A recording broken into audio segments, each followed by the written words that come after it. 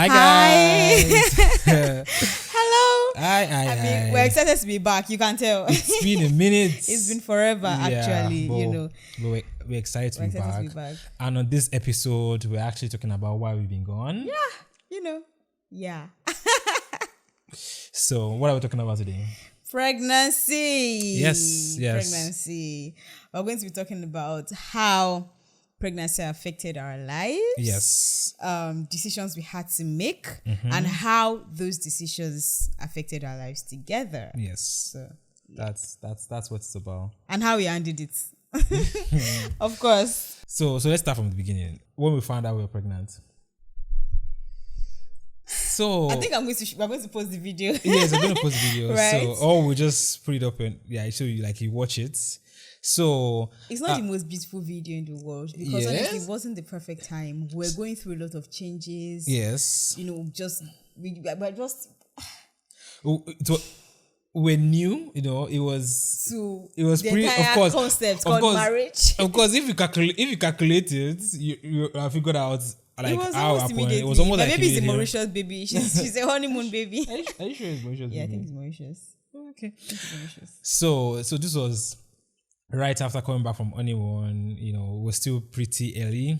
So I resumed work immediately and I wasn't feeling well. So funny thing is, when we go back, she had a period, and we're happy that we escaped. We really rejoiced though. Yes, because I went to buy I went to buy pads and everything, and like I bought like Excess. plates. I bought like 4 or 5. It's like with the hope that that they won't get pregnant. Now, to be honest with ourselves, you know what they say, when you don't plan, you plan to fail. Exactly. So we didn't exactly put a plan in place. Yes, to be honest, we're open to having the baby anytime. We're hoping, the baby won't come early, but at the same time, because we know we're not using anything, we're open to it coming anytime. So I think we just have to put that in place. Okay, so yes, back to the story. we're actually not ready for a baby at that time. Yeah. Financial wise, a lot was happening. Yeah. Because I was living on the island, Lagos Island, before. Before we got married. I was living in Lekki before I got married, and I was living on the mainland. So it was a lot, Yeah. right? I had to start waking up by 4:30. 4 in the was it 4:30? It was 4 I used to wake up 4 a.m. and I had to be out of the house by like 5:30 latest. Yeah. I used to go with my colleague. At least I wasn't jumping bus. Yeah. I used to go with my colleague, meet him at the bus stop. Sometimes I'll get to office by like 9 a.m. because of traffic, sometimes past 8. Yeah. And sometimes on good days, we used to get there by like past 7. But it was still stressful. Yeah. Imagine waking up by 4 a.m. every day. Yeah, all of those changes, it was really difficult. So it was already hard enough, right? Doing that even without pregnancy. And then it was a lot, because there are days in which I have to drive out to work. Yeah. And the days we plan to avoid traffic, we will have to leave the house very early. And by very early, you mean like if you don't leave before 5:30 in the morning, then we're going to be in the traffic. And then when we get to my office, we have to park outside because nobody's around because yet. This is 7 past 7. We both have to sleep in the car, waiting for at least one person to come and open the office. But the days we leave the house 6 past 6, we won't get to office till past 8, almost 9. 9. Yeah. Times I used to get to the office then, I'll just cry, go to the restroom, or just I'm the first person to get to the office. I'll just bang my head on the table and just cry because it was just so difficult. It was really, really tiring. So it wasn't the best time. It wasn't the best time, particularly to have a baby, because we're still trying to figure a lot out. Yeah. Plus, because it was early for us, there was still a lot of even getting to know each other more. Still learning, the ropes of everything, even to the, you know what I mean. Anyways. And we're not exactly on good terms at that time because I was always tired. We barely had time for each other, because I'd get back from work and sometimes you'd be so excited. Sometimes, he would be back from the office by the time I was back from work. Yeah. And you'd be so excited to come and open the gate for me. I'm just like, why is this guy excited? I'm extremely tired. Just get away. There were days she would call me, say, at the gate, so sometimes I have to pick, like when our colleague drops her off at the estate gate, I have to pick her up at the gate. And, the way she would just enter the car, she's just all moody. She's not even like, I'll just recline the chair and just You don't even greet. You just. I'm just like, hey God. So all that was happening at that period. And I think I'm just going to, at this moment commend my husband, because even with everything, I know it was tough on him. But it was just so positive all through. Like, it was intentional. Like, I think one day I go back from work. Yeah. One day I go back from work and he had ordered, was it Chinese? I think it was Chinese. Yeah. He ordered, and he just told me, go have your bath. When you're done, just come to the parlor. He lit candles on the floor, he put rose petals on the floor. And it was just so beautiful and thoughtful, and it actually meant the world to me. So those little things he did just made me relaxed, to a huge extent. And thank you, T. Anyway, You're moving welcome. on. Thank you. Moving on. So yeah, then I have the flow app on my phone, so like I track a period. Get if a man don't when you know that this thing has happened, but you are still in denial. So she missed a period, and you're like, oh no, it's just late. Oh it's my really, God. so like, oh, it's been just a stressful period. Then first day, second day, third day, fourth day, fifth day. Me already joking. I remember I was at the office. Then she fell sick also at that period. Then I think at the period, and I told Pastor, that's Pastor Manuel, I was like, I said, Pastor, I think my wife might be pregnant, but I'm hoping not. But he said, did you do or did you not do? But it's true. Did you or did you not do? That's what I said. He said, did you do or did you not do? I said, we did. So I think it was this Sunday morning we were going to church. Yeah. And I started throwing up, and I'm like, what's going on? We both knew, but nobody ever said to the other person that, we might be pregnant. Yeah. No one ever said it. We're both in denial.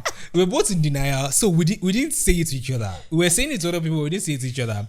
And so along the line, I just said, I think when it was about 9-10 days, I just said, I was thinking, I'd concluded in my mind that it wasn't 9-10 days. It was more than that though. Really? Yes. So I was like, she's pregnant. But I couldn't really tell her go and do a pregnancy test, because it's that thing where you know what's happening, but you're not ready to face it. You're not ready for it, yes, so you're strongly in denial. You're not ready to face it. So then one day I was in the office. No. Okay, no. so yeah, you have to say your part of the story. So I went to the hospital because I wasn't feeling well, obviously. Yeah. I went to the hospital from work, and I did malaria test, did everything. Doctor said, that I'm fine, that I should just try to get some rest. I'm probably just stressed. I'm like, okay. And I was still vomiting. I wasn't getting any better. Then my colleague fell ill, and I think I escorted her to the hospital, or my boss told me to just go with her so she doesn't feel alone or something like that. So we both went to the hospital, and while she was seeing the doctor, after she saw the doctor, we're waiting. So I'm just like, you know what? Let me just do a pregnancy test. And all this while I wasn't aware. I didn't know what's going on. I didn't tell him anything. Yeah. So doctor was like, okay, to get an accurate result, I shouldn't do a urine test, I should do a blood test. That blood test is accurate. It's like there's no there's never fault. Yeah. So I did a blood test, and I was just anxiously waiting for the positive result because I knew it was going to be positive. Mm-hmm. So it was time. Doctor called me, and she told me, sit down. She was like, you're pregnant. The test came out positive. I just bowed my head. I was like this. I looked at the doctor. I said thank you, and I walked out. I didn't even collect the results. I didn't bother asking any question again. I just walked out of the office, and I went to meet my friend. I just sat down. I just reclined. I rested my back. I'm just like, I can't believe this. And I'm like, girl, you did it or you did not do it? Did you do it or you did not do it? So I was really angry. I was sad. I'm being honest. I was actually really angry. I was sad because that was the last thing. Not last thing. I don't know how to explain it, but I just wasn't ready. Right. And we went back to the office. I went to the lounge in the office. I just went to sleep. Straight up, because I didn't want to think about it, and I woke up. I'd already, digested everything. I'd accepted my fate. And yeah, So she got home, and I was honestly, I didn't want to tell my husband that day. I didn't want to tell T, that day because there was something going on with you that period. I can't remember. There was something. Yeah, it was just a lot. The pressure. Yeah. It was just a lot. We're dealing with a lot that period. Yeah, there was actually a lot going on that period. So I was in the office. So I have this office in the house. So I was not. So I have office that I go to, but I also have like office in the house. Like one of the rooms I converted to an office. So I was literally working. I was by my laptop. I have this TV in front of me. Then she just walked behind me. She first walked past me and walked inside the restroom. So there's a restroom in the room. So she walked to the restroom.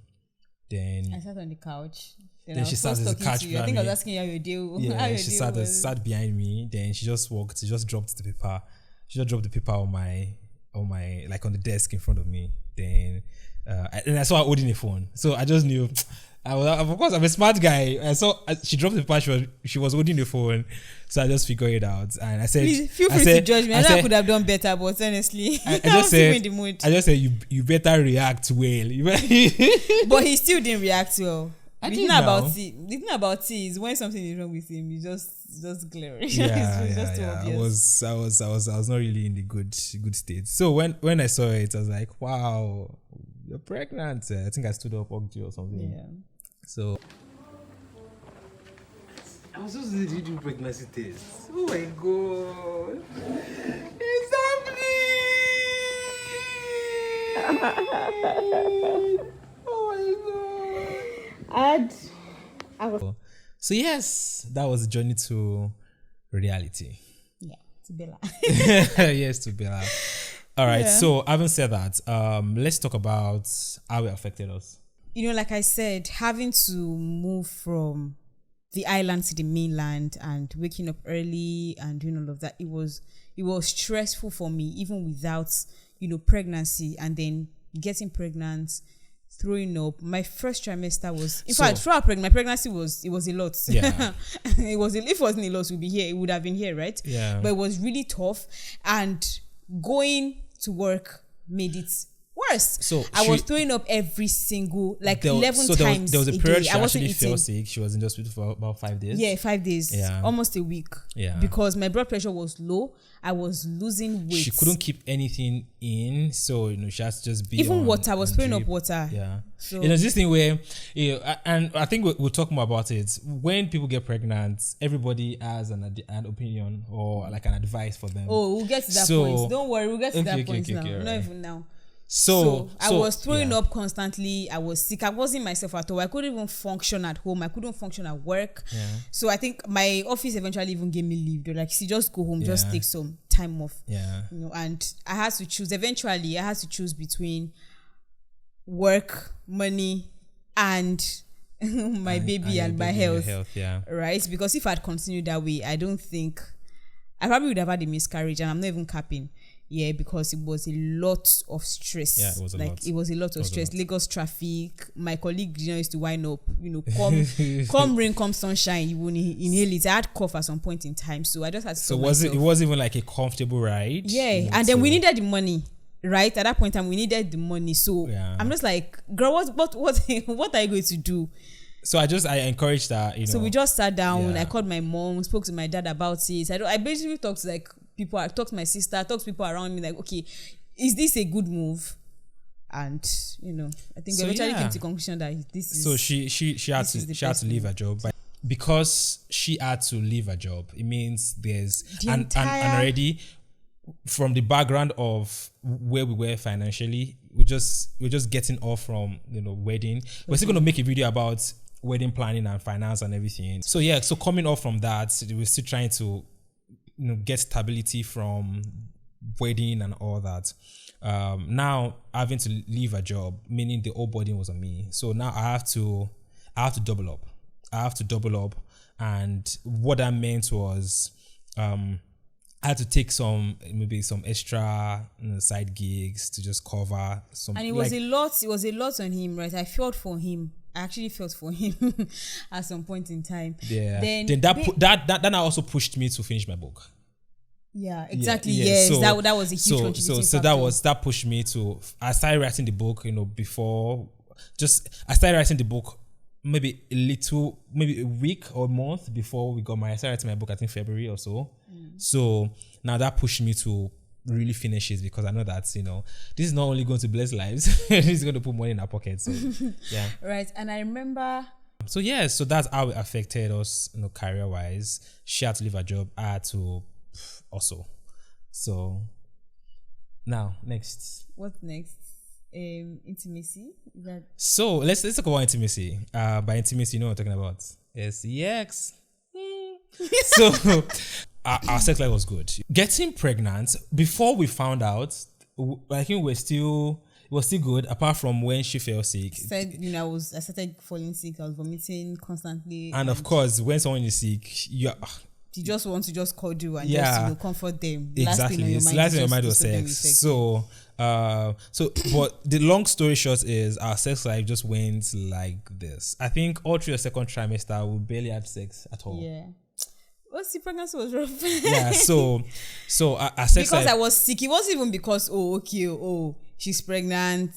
She might have a miscarriage if you have sex. That was not even the fear, right? I remember our mom was like, what's more So that was not even the fear. The fear was just there was no fear. Rather, it was just we're not in the mood. Pregnancy. If of course, as a guy, so he I was more always thinking focused about on. it. He was more focused on my babe feeling better. Yeah. There was always a bucket beside me because I was throwing up, like I said, Yes. 11 to 12 times a day. Yeah. And that's even on a good day. I'm not even joking. Right. So the last thing on our mind was even, let's get nasty. Yeah. Right. Let's get freaky. so that affect intimacy. But we still had, so prior to that, we always almost cuddle to sleep. So it was just more of what we did. Just more of just cuddle up I think and the everything. right question is, what level of intimacy did they affect? Yes. So because yeah, generally, I don't think it affected, because Tia and I have always been focused on, it's not just about sex. Intimacy to us is way more than which that. is one of the lessons we learned, but that's for another video. So we still ensure that we always still add the physical connection, even when she's not feeling fine. If she's just calling up in bed. Yeah, there were times that he would just come with, we have this cute wine glass, and then we would just come with wine. Yeah, so a friend gifted us this cute couple. This cute couple wine goblets or wine glass. So we just come, we just watch a movie. It's not wine, Adora laughed at us. He said it's not wine, it's fruit juice. But we just do that with a movie and just cuddle up. So we still tried to always make sure that we still found a way to satisfy each other's physical need. And sometimes she'll just be like, then my husband, how else can I satisfy her? And she would try. But anyways, that's for a more advanced video. So yeah, we try to do other things just to complement. But that sex was more of absent to a large extent. But we were able to, like you said, we had other intimacy, cuddle intimacy up. was still there. We tried to just do dinners in the house. We always try to just watch a movie and wait for each other to go to bed. Even while we're sleeping, just hold each other. If all I can do is just rub our back or rub our thigh or something, just even comfort or soothe her, because she had so much pain, back pains towards the third trimester. And I just remember times that sorry, first trimester there were sex and everything came low. Second trimester, it got better because she was a little bit better second trimester. So we resumed. It was just for a short while. I didn't know what happened. Or something else happened to my second. Okay, I think I had malaria. No, yeah, you fell sick. There was a period in which you were not eating and you lost a lot of weight. You fell sick. Then there are three things. There are like three phases. So for 6 weeks we're in and out of the hospital. Literally, all through my pregnancy, we're actually in and out of the hospital. Yeah. So which is, before you get married, get HMO. So that's, by the way, so that's how that affects intimacy. So next to what else? How decisions affected us. Okay. I think we've sort of covered that. Decisions we make, like me having to put my job. Yes. So yeah, we had to just generally make decisions because we know that a baby was coming, and which is actually a good thing. So many couple watching this, you're not planning to have a baby, and your baby's coming already. Okay, I can't say you're not planning to have a baby because you're having sex, but anyways. So But you're not ready. But you're not right? ready. The thing is, you still have at least 8 months. If you find out a month into it, you still have 8 months to plan. So the 8 months is enough to maybe not be enough, but it's enough to get your things together, get your house in order. So that 8 months, we know that we need to start saving. So I started saving more actively. Because we already, built that culture. Yeah, because we already had saving culture, because we were The not lifestyle was there. the lifestyle so- there. We're not extravagant spenders. We spend only on what was necessary. Yeah. So so that helped us. So anybody, even though it might not necessarily be ready for it, you have 8 months to plan. So from that, start saving, started thinking, what are the things we need to have ready? What are the things we need to buy? So all that helps. So next, fashion. No. All right. No. So I think, of course, she had to change her wardrobe, but that's by the way. So she had to, most of the things she had couldn't fit her again. So I think we're done with how it affected us. So let's move on to. I think we already talked about the next thing is how we handled it, but I think majorly we've actually Yes. So we talked about it. another thing. Okay. So how we handle it, I think first thing we spoke about is planning. Having a lifestyle to prepare you for the new life you're bringing into the world. And I think one thing that really, hits me was when people come to me and they talk about how that this has happened and, they were not ready for it. I'm just like, see, nothing is permanent in this life. Change will always happen and you just have to adjust. Yeah. Right? And see, it's easier said than done. It's easier said than done because it became my reality and I had to adjust. Yeah. Right? We had to adjust. And Yeah. So we even had to, now, a lot has changed. Yes. And Oh we my still- God. A lot has changed. A lot. But like there's some things I never imagined, like how am I going to adjust this? Okay, like we might need to get help. How we're going to have somebody live in the house with us. I also used to just be 2 of us, we can just wear our, birthday suits around the house, if you know what that means, So, but we have to know that this will change your life. Mm-hmm. So, even from thinking about it and planning it, then I think next thing is community. Yes. One major thing that helped us was community. Church community, from talking to Pastor, and from there, they can really excuse me. You don't have to come around. PL, oh my God, PL, God bless you.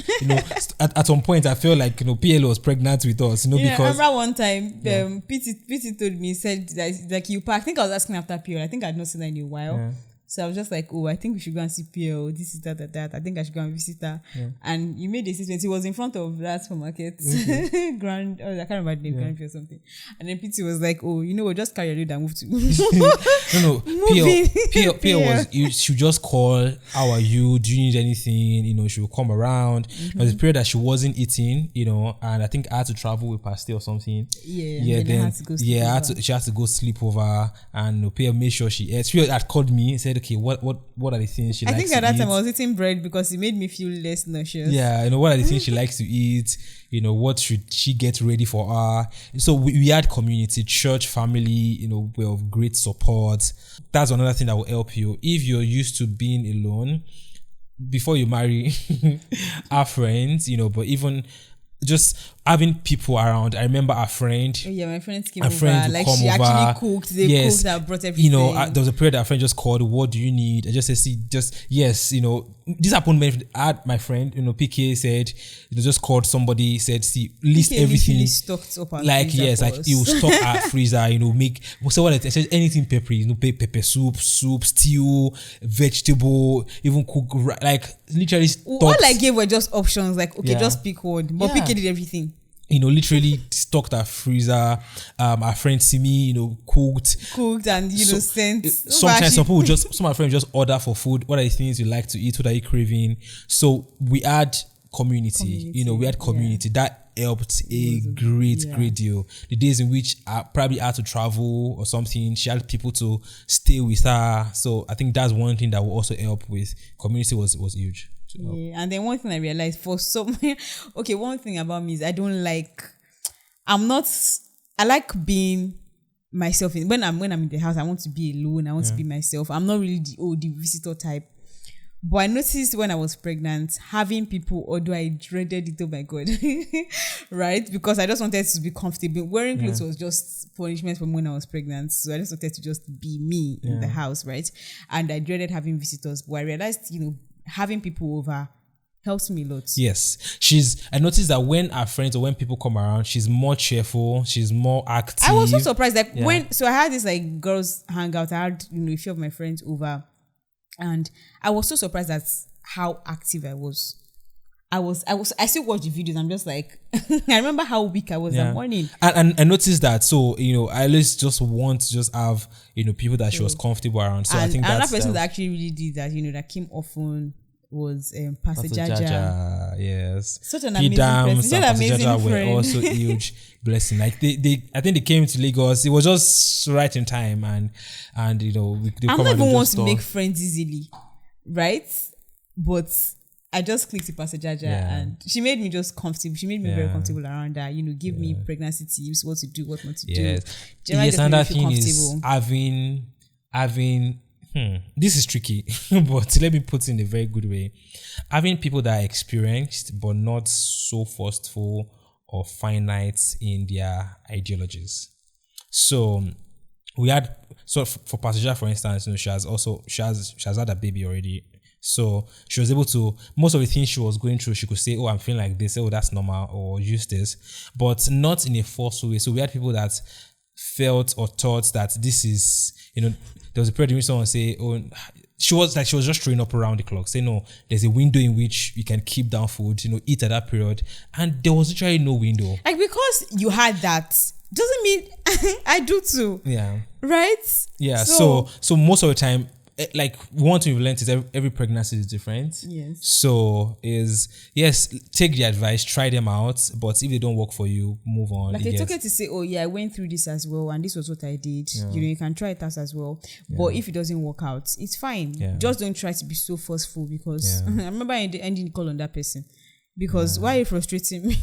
So that was it. Then baby center helped. You know, this is not a paid advert, but Baby Center really helped because other apps, you know, required me to play Flow, required me to, you know, to play. I'm just like, okay, let me try out other apps, and you know, Baby Center helped.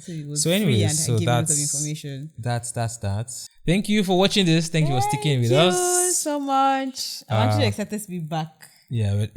We're going to definitely make more videos. So feel free to ask your questions. We'll literally go through comments. Leave your comment. We want to share this with somebody. We're sharing our story, and we hope this will help somebody, encourage somebody. And we promise to be more consistent. Yes, we will be more consistent. So, all right, so see you in the next video. All right, bye. Bye. Thank you for watching this video. We are excited to tell you about our Patreon account where you get amazing benefits like the full uncut versions of our videos, personal Q&A content. You become part of the sample group to help make important decisions, you know, about the content you put out there across all our social media platforms. You also have early access to, you know, the content we intend on putting out before the general public does. But generally and most importantly, it is a way to help partner and support what we do. It means a lot to us, and we know it does to you too. So thank you. So you can sign up to join the community by clicking the link in the description box. All right. Thank you.